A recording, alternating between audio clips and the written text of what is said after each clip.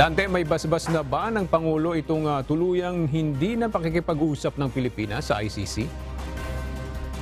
Aga sinabi ni Solicitor General Minardo Guevara na mayroon na itong basbas kay President Ferdinand Marcos Jr.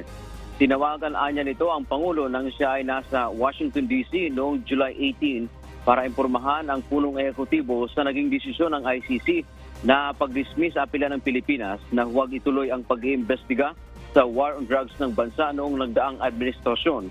Dagdag pa ni Solgen Guevara, wala nang ibinigay sa kanya na karagdagang instructions dahil ang kanilang kasunduan ay tuluyan ng hindi makipag-usap sa ICC.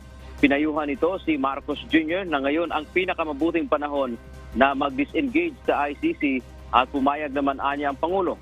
Una na rin binanggit ng Presidente na hindi na muling sasapi pa ang Pilipinas sa International Criminal Court o ICC mula nang kumalas ito epektibo noong March 17, 2019. Samantala ayon naman sa kampo ng mga war on drugs victim, sila ay maglalabas ng pahayag o reaksyon hinggil dito. Yan muna ang ating update mula dito sa Maynila. Balik sa iyo, Aga. Maraming salamat, Dante Amento.